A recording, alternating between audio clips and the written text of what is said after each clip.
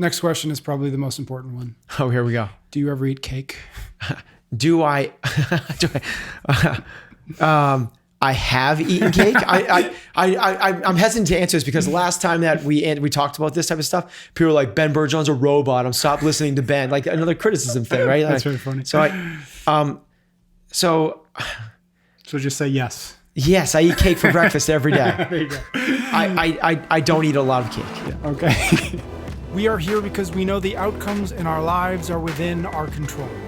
That taking absolute ownership of how we eat, sleep, train, think, and connect with each other is how we'll optimize our health and happiness. That chasing excellence is how we grab hold of what is possible. Our mission is to live on the run, always chasing, never stopping. Hello, and welcome back to another episode of Chasing Excellence. As always, I'm here with Ben. How are you, sir? I'm good. Thanks, Patrick. Today we're going to do what we do quite often now, which is a 2-minute drill. We are still sourcing questions from listeners from months ago when you asked for them, but also getting a lot of good questions, just people sending them to me. So please, if you're interested, please keep doing that because I love them. Where should they send them? The easiest thing so far has been just Instagram DMs. So if you can find me on Instagram, do that there. Where should they find you? P.S. Cummings. Got it. All right, sir. So for those folks who might be new, 2-minute drills are a series of random, quote unquote, random questions that folks want to hear from you on. The subjects often don't warrant a full episode, but the questions are excellent anyway. So we try to hold you to an imaginary 2-minute clock to see if you can answer them without talking too much. Cool. Yeah, that's the challenge. All right. So going down the list, first one. And this one, I actually like this one. This isn't a specific question. I got a few questions that amounted to this because we've talked about before in different episodes, shift work or work that, maybe somebody works 18 hours straight and then 2 days off. And sometimes it's night, sometimes it's day work. So people with work schedules that don't allow them the pristine firefighters, nurses. Exactly. Yeah. Security sometimes. So a few people reached out and said, I hear that. A little context. The last time I asked you this, your answer was quit if at all possible, because it's that unhealthy or it's that hard to stay healthy in that kind of environment. So a lot of people reached out and said, I hear you, Ben, I can't quit. What do I do now? So I wanted to at least put it to you one more time to say, okay, we hear that the ideal version is quit. If that can't happen, if we're not going to listen to you, what should we do? If we're not going to take career advice from you, what can they do to at least mitigate some of the issues that kind of life presents? Sure. So the obvious one that we're trying to mitigate or optimize, which is going to be far from, is sleep. Yeah. So that becomes the number one driving factor. So we go back and we listen to the episode on sleep, and I don't need to rehash all those things inside of a 2-minute drill, but sleep is a hugely, massively impactful factor on your overall health. People that are doing shift work through the circadian rhythm and everything else, and just the interruption of the necessities of the job, it gets ripped apart. The number one thing I would focus on for those guys is get the sleep where you can. So everyone's gonna be so different in terms of, do you have kids? Do you have relationships? Do you, so all I'm gonna say is the next best thing is napping. It is not as optimal as a straight night of sleep, but it is better than not napping. Mm-hmm. So that would be my take, is what is the next best thing? Before the gym, before eating healthy, it would be trying your best. The Mendoza line is 6 hours. You have to get 6 hours of sleep. Anything less than 6 hours, you are massively destroying your health. Anything from like 7 hours plus, you're benefiting. In 8, 9, we're kind of like in that real sweet spot where you can make massive gains. Yeah. So let's do everything in our power to get 6 hours. If it's not consecutive, that's okay, but you got to get the 6. Yeah. It makes me think that, and you mentioned it, that even parents with a newborn often can fall into that of, for sure, of less than 6 hours. So here's my take with the newborn thing. And I know we've done a podcast on parenting. I think nighttime is for parents. Yeah. So I get how I have kids. We have 4 kids. I've been through it. I get it. My brother has a baby there was 2 babies, which were both terrible sleepers. When you put your child to bed, my take is like, Nighttime is for the parents. What that means is if the kid's crying and wailing, it's like, it should be the type of thing like you and your spouse get a pair of noise canceling headphones and you sleep. Because what you need to do is you need to set yourself up for tomorrow to be ready to rock and roll. Now what's going to happen is if you're not sleeping and they're not sleeping tomorrow morning, guess what happens? Yeah. Nobody's good. Yep. I say it again. It should be like emboldened in people's nighttime is for the parents. All right. That was a special 2-minute drill. Well, that was like 2 questions. Yeah. Okay. Next one. How do you get rid of self-doubt in the middle of a workout? You don't. You get rid of it before and after the workout. Everyone's going to have the self-doubt during the workout. Everyone's going to have those demons crawl up and be like, oh, this hurts. Oh, you don't have it today. Oh, she's faster than you. Oh, man, whatever it is. Everyone's always going to have that. What you need to do is after the workout, when you're lying on the floor, panting, grasping for air, your legs are burning, your lungs are trying to rip through your chest, you tell yourself, I love this feeling. You tell yourself, I'm so happy with my effort. And you create this cycle of a self-fulfilling prophecy of I like being uncomfortable. And what happens is then the next time when you're in a workout and you start feeling uncomfortable, no one has self-doubt when they're comfortable. Right. Next time when you're in a workout and you start feeling uncomfortable, all of a sudden those thoughts start to come in. I like this feeling. I'm so happy with my effort. Okay. And then all it does is it pushes the self-doubt back 2 or 3 notches. If you do that enough, it gets pushed back 8, 9, 10 notches. And soon enough, not soon, I don't know how long. If you're done consistently, you can move self-doubt much farther down the road than where it's originally cropping up. Got it. How long do you suggest somebody do CrossFit before they enter a competition? Depends. I don't. I mean, I don't think people should wait if they want to do a competition. So not everyone should do competitions. In fact, I think most people should not do competitions because I think competitions have equal benefit, the equal pros and cons on both sides. But if the person asking this question wants to jump into a competition, as soon as you sack up and get some guts, that's what it is. You're scared. Jump in now. Don't wait. If we were like going for 5K runs together, like on a Saturday morning, it's like, maybe, there's this 5K like in 2 weeks. Should we sign up for it? You'd be like, no, I'm not ready. Like just jump in, do it. You're going to learn so much more by taking the leap and doing it than you will trying to get more prepared. You don't know what the heck you're preparing for. Just jump in and do it, learn from that experience and move forward. Is it, do you think that it's people's fear of the unknown, doing poorly? That's the fear of the unknown. It's just like, yes, am I going to do poorly? But they don't know they're going to do poorly. Right. And what's poorly? Poorly is it? Are you talking about the leaderboard? Because that's outside your control. Poorly would be what they should fear is I'm going to go there and I'm not going to be able to give a good effort. Well, dude, instead, you know what you can do? You can go there and give a good effort. Mm-hmm. That's 100% inside your control. If you're able to do that and let the chips fall where they may on the leaderboard, go listen to Brene Brown's Netflix talk.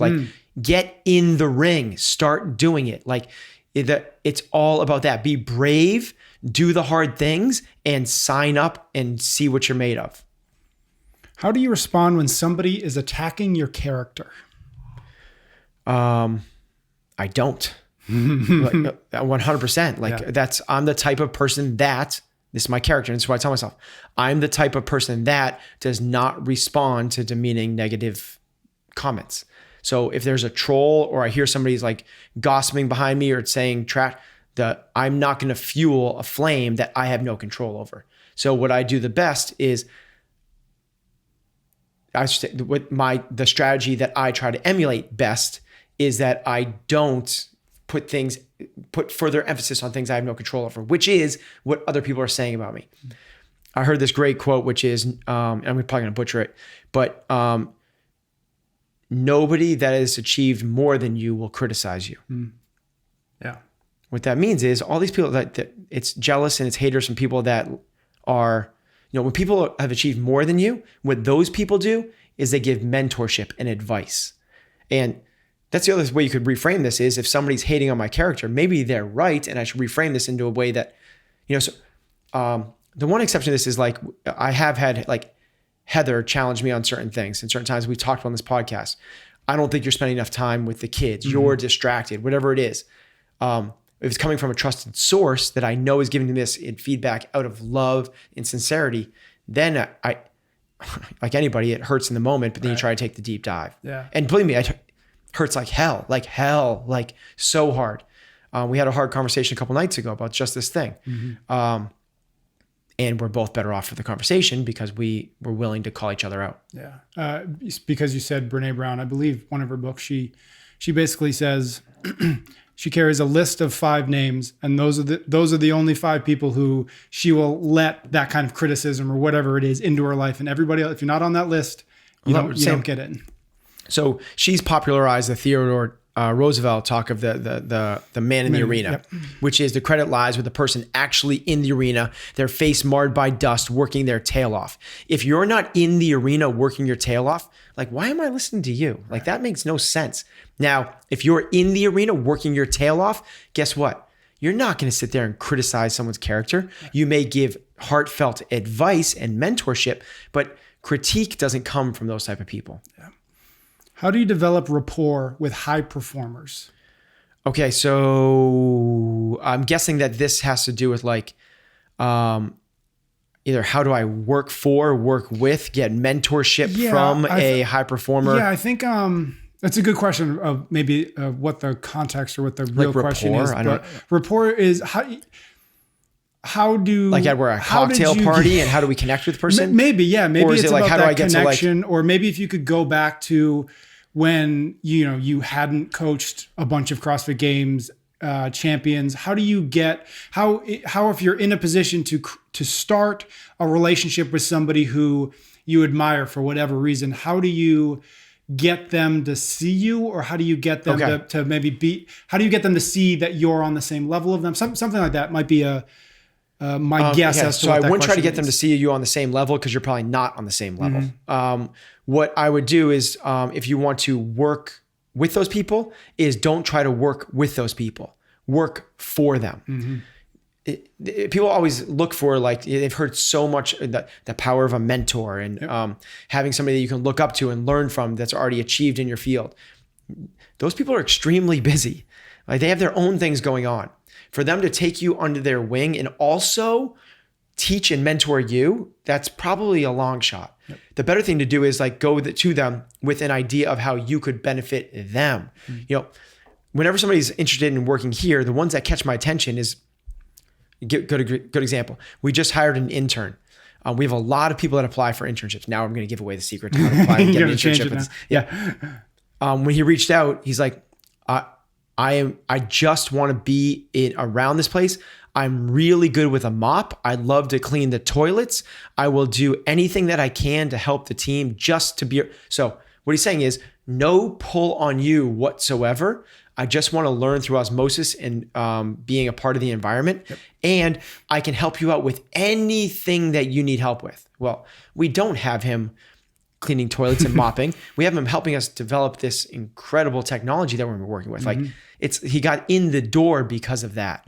So what I would do is look for ways that you can help the person and then get in the door that way. Then from there, maybe you could create a connection and a commonality. Got it.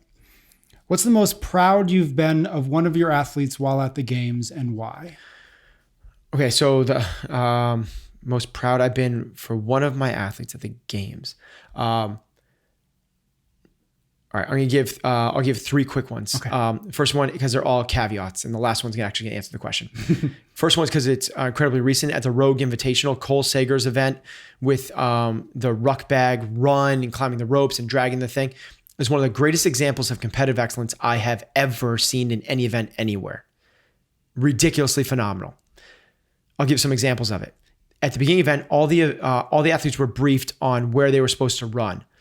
After everyone climbed the rope, most of the athletes took the shortcut. He did not. He did the right thing and ran the long way around the course. One of only maybe half of the athletes that did it. Okay, no big deal, right? Then as he's going through that, it starts off with like a 1 mile run. He's in 4th or 5th, 3rd or 4th place.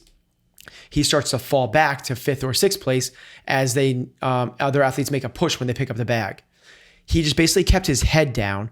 Other athletes had to, because they came out pretty hot, had to drop the bag at the end. He works himself all the way into second place just by focusing literally his head down. He couldn't see footsteps anywhere because this huge, massive 200-pound bag was smushing his head.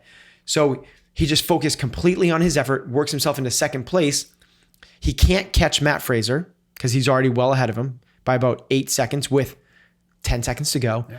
And Lucas Hoberg, I think it was, can't catch him because he's got a lead. So you think that you just kind of like walk it into the finish line. He didn't. He sprinted into the finish line with everything he had.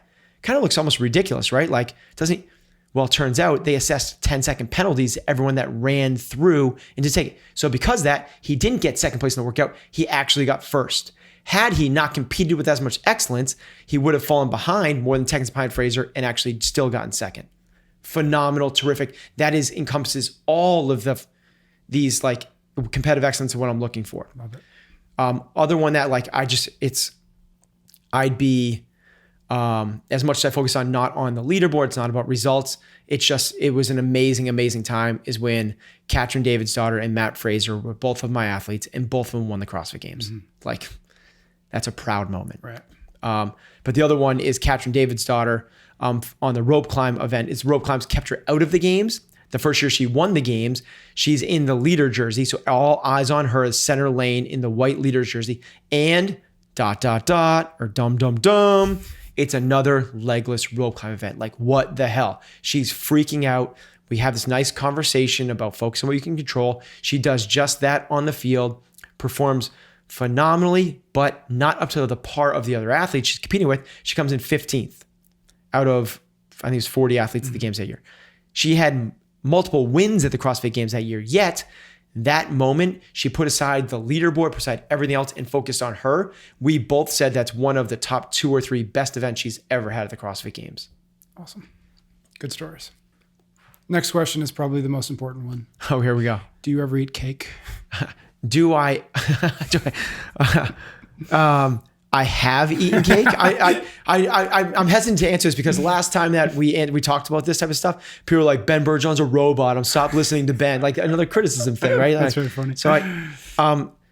So just say yes. Yes, I eat cake for breakfast every day. There you go. I don't eat a lot of cake. Yeah. Okay.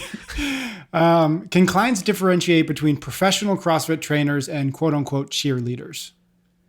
Okay. So let's just, I guess, term what each of those are to help answer it. Yeah. A cheerleader would be somebody that you walk in the gym and they're all rah, shish kamba, here's the workout. Let's go, Pat. Let's go, Pat. Come on, Pat. You can do it. Don't drop the bar. Go faster. That versus a professional trainer. And I just have to it might take a little while to define what that is because there's so many different levels of it. But let's just talk about kind of what good coaches do, which is they connect with people. And a good coach gets an athlete to get closer to their potential. Mm-hmm. So they get them better. They connect and get them better. I think in the short term, it may be really difficult to tell the difference between the two. I think in the long term, everybody can tell the difference. Mm. If you're working with, and if you can't, then you got to get exposure to something else because you've never been exposed to anything else. Yep. But if you've had any good coaches or any good teachers, mentors, leaders in any other field, even bosses, that should be a reference point for you for what this relationship should look like. And if you're not getting that, you might be working with a cheerleader. Got it. All right. This next one isn't really a question, but I think that there's a question embedded in here. So you take this however you'd like, but here's what somebody sent me. I find it extremely difficult to rest. I just hate it. I know it's part of the process, but I feel this huge wave of guilt when I take a rest day. Okay. So there's not a question. There's not a question there. So if somebody in the gym came up and said that to you, I guess what would be your response or where would you go with it? Okay. So they feel guilty for taking a rest day. Yeah. Don't take rest days. You don't need to take a rest day. Right. Don't feel guilty. Keep going. Mm-hmm. Now, if you start getting broken, if you start not making gains, if you stop making, getting one step closer to your goals, then maybe we should reassess. Yeah. But for right now, keep going. Yeah. There's no written rule that says rest days are better. They might not be better for you. Yeah. Everyone is a case study you want. Rest days are not necessary. They're necessary for the majority of people to reach certain milestones. Got it. How do you convince somebody to quote unquote chase excellence the way that you have? Okay, let's convince someone to chase excellence the way you have. I would have to term that a little bit. And because first I would say that you are. Like it's not something I've done. I haven't achieved excellence. The thing that we're looking for there, the more important of those two words of chasing excellence is the chase, is the pursuit. That is like, I'm trying really hard, in my opinion. Yeah. Other people are probably trying a lot harder than I am, but to my knowledge and my bandwidth, I think I'm working hard to chase excellence. So then it's about excellence. So the idea behind this is fanatical attention to details while putting first things first. That's kind of my definition of the pursuit of excellence. So the big thing I would do with that individual is get them to understand, like anything, like you're going to chase fitness. Okay, well, if you're going to chase fitness, we better sure define what this thing is. Because if you think it's getting more flexible, like it's going to be a very different pursuit than somebody thinks it's going to be lifting a lot of weight or running a marathon or hiking, trekking across, Antarctica. Right. Like there's so many different spectrums. If you define it, which we have, work capacity across broad time and modal domains, which means you can do kind of the long stuff and the short stuff, the heavy stuff, the light. Doesn't matter if you're shoveling your driveway, lifting weights, doing pull-ups, running marathons, rowing, biking. We can kind of do it all at a higher level. If you define things, you know how to achieve them. So the first thing is for somebody how do you get someone else to do it? You let them know what it looks like. What is that we're chasing? Then from there, I don't think you can. Yeah. I don't think that you can get people motivated. I just don't believe in that. Motivation is short-lived, and when the rubber meets the road, it's going to fall. Yeah. They have to be intrinsically motivated. They have to be driven. They have to be passionate about what they're doing. So I don't think you can. Yeah. Now, having said that, I also believe excellence is modal specific. I think that you can be excellent, or you could be pursuing excellence in your career, but be terrible in your family life. I think you could be pursuing excellence from your athletic standpoint, but terrible from a professional standpoint. I think, and so on and so on. Even inside your profession, you could be pursuing excellence phenomenally in public speaking, but be terrible with the books. Right. Like it's so specific. So chasing excellence in totality, show them what it looks like, define it, and then lay it out. Like these are the categories, these are the characteristics necessary. Create the plan and go. What advice do you have for people in leadership positions who are trying to lead reluctant people? So it's a bit similar to that previous question, but maybe more formalized. Okay. It's part of your job to motivate, to get people to. Okay. This is probably, the people that are going to hear this are probably going to respond the same way that the shift workers responded, which is if you're in a leadership position, what that means is you can make decisions and you're trying to lead people that are reluctant. By far and away, the number one thing you should do is fire and let go of those people. If you have a team of people, you're running a high school basketball team, cut the kids. They're my top performers. Cut them. Bill Walsh, when he took over the San Francisco 49ers, they were 2-14, the laughing stock, literally the laughing stock of the league. What he did was he cut his only all-pro, because his only all-pro was one of those guys that wasn't the locker room guy, wasn't the culture guy. Cut his best player on the worst team. So they're, by definition, they're worst. Well, fast forward 2 years and they win the Super Bowl. And they're going to win the Super Bowl 5 more times. What you need to do is get the right people on the bus, period. If you're in a leadership position, get rid of the people that don't fit your mold. Now, I get that some people, this may be the question you're going to ask, don't have that luxury, like they're in the military or something like that. Emulate it yourself. It's the only thing that you can do is you are the example of the standard that you're trying to show and get everyone else to reach. If you don't put in the work, if you aren't humble, if you aren't trying to be the hardest worker in the room, if you aren't careful with your conversations, you can't expect other people to. Yeah. I've been doing CrossFit for years, but whenever I eat clean, aka strict, I lose weight and I stop making progress in the gym. What am I not doing right? Okay.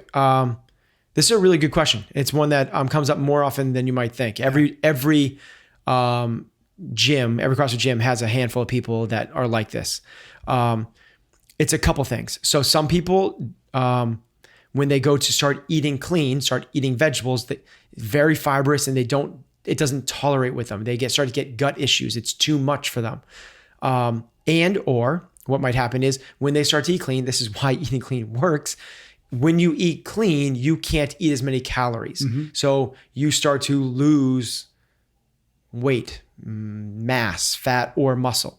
So for somebody that is, for majority of the Americans out there, that's a good thing. Right. But for some of people out here, they're already as lean as they need to be. They need to preserve muscle as much as possible, and they don't tolerate vegetables. In that case, let's do the two things. They don't tolerate vegetables. In that case, go heavier on things like rice, the denser carbs. Yep. Rice, sweet potatoes, bananas, oatmeal. It's usually a carbohydrate issue. If you're having a hard time getting in the protein, that's what protein shakes are for. Here's the thing. When you're eating clean, this person that says, when I eat clean, I stop making gains. I'm going to wager to bet that you're not eating the same amount. You're starting to eat less, which is why eating clean works for so many people the other way. Yep. You got to figure out how much you need to eat and then backfill it in with denser carbs and easier to get proteins. Now, some people, it's what I mentioned before. It's like this gut intolerance type thing where they can't handle that many vegetables. In that case, go towards some of the not as optimal options. Like I already mentioned, sweet potatoes, rice, bananas, those type of things. And then if needed from after that is start to get more calories, particularly higher glycemic carbs in and around your workout. You should be getting massive, basically like these people can't get enough food in. Massive amounts of carbohydrates right after your workout, and then try to also do some food right before bed. And those are like hard gainers. You need to kind of keep the weight on. Got it. Should anybody be getting wild card spots to the CrossFit Games? Oh, that's a cool question. Yeah. Maybe, okay. So maybe a little bit of reference. context. Yeah. So CrossFit has announced that they are going to be allowing wild card spots to the CrossFit Games. And a wild card spot is you don't need to go through the normal qualification process. They're actually just going to pick people out of the universe and say, if you would like to go, you are now invited. So LeBron James is not doing the Open or the regionals or the sanctionals or anything like that. If they could send an invitation to LeBron James and ask him to compete at the CrossFit Games if he wanted to.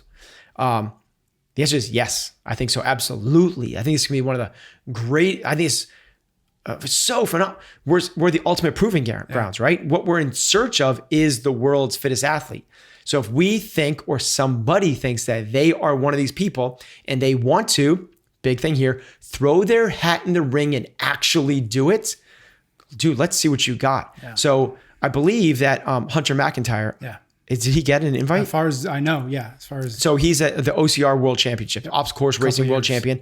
Yeah. He's got some strength. Like unlike most of these guys that are wires, he has potential to do well at the games. He's not going to win it, but it's going to be really entertaining to see how another athlete from another sport stacks up. I would love, like, how cool would it be for them to go to the winner of the decathlon, right? And invite the Olympic gold medal decathlete to come in. And then whoever, anyone that's ranked in the top 5 in the UFC, like, come on it, like all of these things, like, let's take these guys from the best of all these different sports and let's see where they truly stack up in this broad, general, inclusive test of fitness, not who is the best at running this obstacle course with known entities. Yeah, I like the idea of the decathlete, if only because they're every 4 years do they have to actually be competing. So there's at least a little bit of time in there that at least theoretically they could actually be interested in something like this. Now, I don't want to do it as a spectacle, right? Like I don't want to take the win of the Boston Marathon. Right. Like that's just like, it's going to be embarrassing for everyone. We don't need to like do that thing. So, but that opens the question, what sports would be appropriate to if you were in charge of handing out wild cards, like where would you look? You said UFC. Okay, so all we have to do is think of the 10 components of fitness that we are testing for, and what sports what other sports best encompass the 10 components of fitness. And they are cardiovascular endurance, strength, stamina, flexibility, speed, power, accuracy, balance, agility, and coordination. So the sports that encompass those the best would be the best candidates. And the winner of the Boston Marathon has endurance and nothing else. Yep. So like that, it wouldn't make sense. You know, the world record deadlift holder like has strength and nothing else. It doesn't make sense. But obstacle course racing, like pretty darn close. UFC, pretty darn close. Let's take the person that has the best combine test at the NHL or the NFL, bring him in. Let's see what you got. Like collegiate wrestling. Yeah, that's kind of close. Yeah. Let's, if the heavyweight champion, Floyd Mayweather wanted to jump in this thing. Not enough money for him, but like that type of thing though, right? Like, wouldn't it be kind of cool? Like, okay, let's see what you got. Yeah, that does harken back to the original claims of the early CrossFit games, right? The 08, 09 testing ground stuff. Very cool. Next question. And the timing of this was too good for me not to include. Can you talk about Rhabdo as it relates to CrossFit? How often do you see it, and how do you make sure members in the gym aren't at risk to get it, or to, if that's the right way to put it? Yep. And the timing is interesting because one of your coaches actually just did. Yes. Did get Rhabdo. Okay, so little context for people that might not be familiar with Rhabdo. Rhabdo is short for rhabdomyolysis. It's a condition that can potentially be life-threatening. It shows up most commonly in car accidents when there's massive muscle breakdown. Basically what happens is, and I'm not a doctor, this is not my specialty, but I'm going to give my layman's understanding of it. Massive muscle breakdown, pieces of the muscle actually enter the bloodstream and kind of like can kill the kidneys and cause really bad issues. So a further kind of like explanation of this, because people might be like, first thing is, how do you prevent it? Awareness. So the first thing is like, if you're experiencing these symptoms, which is extreme muscle soreness, like you can't straighten your arms for like more than literally just can't straighten them at all. Like no matter what happens, you can't straighten your arms. Compartment syndrome is kind of associated with it, which is like flooding, like swelling of the area. Discolored urination, but that's like when you pee, it turns like a Coca-Cola covered color. Even what we've seen is like we've had people hospitalized for Rhabdo, that it doesn't turn that dark. It's like any kind of discoloration matters. It's caused usually from high volume workouts. So it's not necessarily lifting a lot of weight. It's from like repetition. We used to see it a fair amount back before we kind of learned how to program a little bit better. So as you just mentioned, like 2007, 2009, 2010, it was fairly prevalent. Like we might see a case or two, but a case or two a year. Like that's what we're talking about. Like maybe 2 cases a year would be a lot, but we might see one a year. From about 2014, 15 up until this past weekend, we haven't really seen it because we've gotten a little bit smarter. So the onus lies on the coach first and foremost, which is know the athlete and make sure that they're not doing too much. But then the next, like the athlete has to have responsibility in this. And when we do Murph, like you shouldn't do Murph if ... like you've been off for a while, if you're not fit, if you haven't done a fair amount of pull-ups and push-ups before that. And this is the biggest correlate we've seen to Rhabdo, if you've had drinks the day before. It has to do with dehydration. So when you go to the hospital for it, so just so we know a metric, like if you go to the hospital and you get, they're going to look for your CK levels, creatine kinase. Normal people are walking around at about, anywhere from 50 to 150. People that do any sort of fitness off the couch are giving me the 200 to 300s. Our games athletes can be walking around during training at 400, 500, 600. Wow. It's kind of like if you're above 1,000, they're going to be like, maybe we should give you some fluids. Yep. When you're in that 2,000, 3,000, 4,000, it's cause for concern. If you're in that closer to 10,000, they're going to keep you overnight for sure. But we have had people like way up there. Like one of our athletes did a competition and did an extremely high number of pull-ups in that competition and experiences like life-threatening. He was in like the hundreds of thousands for units of CK. So just because you're a doctor and they're like, oh, you have Rhabdo, it's 350. Like, you don't have Rhabdo. It's elevated relative to the masses. They're just not used to seeing that. Yeah. When you go there, the treatment is fluids. They hook you an IV and pump you full of fluids. When you drink, you get dehydrated. Got it. It's what we've seen. So before, this is the dangerous thing about Murph. Murph is on Monday of Memorial Day. People have been hanging out at the barbecues all weekend. Yeah. And that's what happened in this case. Got it.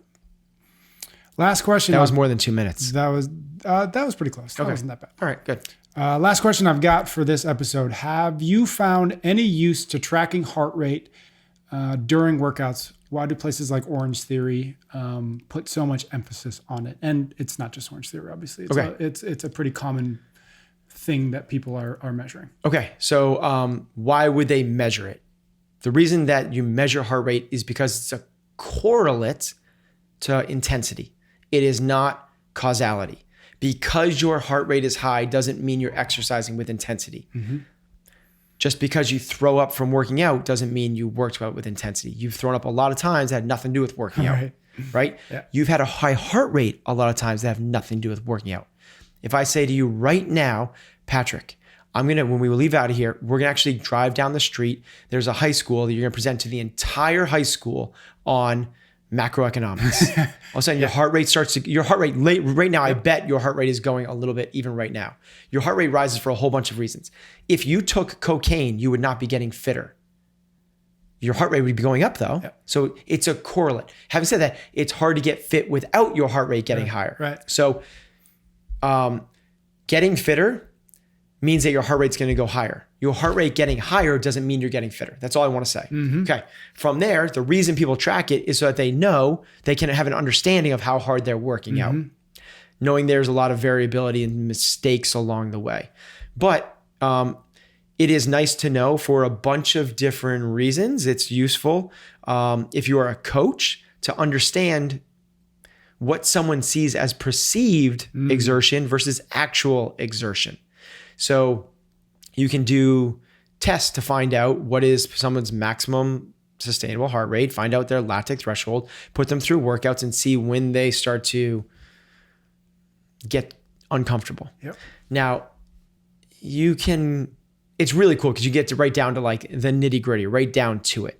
You can actually kind of do this like, and then from there, if you're like a triathlete or even we use it as well, you can train in zones. In zones, there's 1 through 5. Zone 1 is super easy. It's basically for everybody. It's underneath 120 beats. And there's not much that happens from that. You don't get very fit, which is these people that are sitting on the elliptical or sitting on the recumbent bike at the Globo gym, reading the newspaper. They're in zone 1 and they're not getting much of anything. So maybe some blood flow, which is better than nothing. Yep.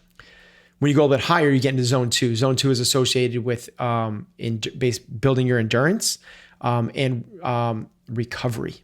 So you'll recover quicker if you have a bigger zone 2. It's why triathletes can recover faster from a working session than like a powerlifter because they've spent so much time in zone 2. Zone 3 is getting a little bit higher. You see different benefits. Zone 4 is where most CrossFit workouts happen. And zone 5 is your VO2 max. You're pushing you're seeing white spots and you're on the floor afterwards. You can, without testing your heart rate, you can kind of gauge those zones by just doing the talk test. Yep. And you basically just have someone like recite something. And if they can talk like I am right now, they're in zone 1. If they can talk, but there's just like this little pause in between, like this, they'd be in zone 2. If there's longer pauses in between, but I can still put out a few words at a time, I'm probably zone 3. If there's words, but big breaks like this, and I can still talk, that'd be zone 4. And if I can't say words, I'm just giving you like weird looks, that's fine. That's so zone 5. Yeah. There's different benefits and different pros and cons from training in different zones. And that's the idea behind heart rate training zones. Orangetheory puts you in a certain zone that they call the orange zone, which they theorize gives you the most bang for the buck. That's their idea. Got it. Do you agree with them? Yes. Cool. Yes. All right. That's all I got for today. Cool. We'll see everyone next time. You can get every episode of Chasing Excellence wherever you listen to your podcasts or on YouTube. Until next time, thank you for listening.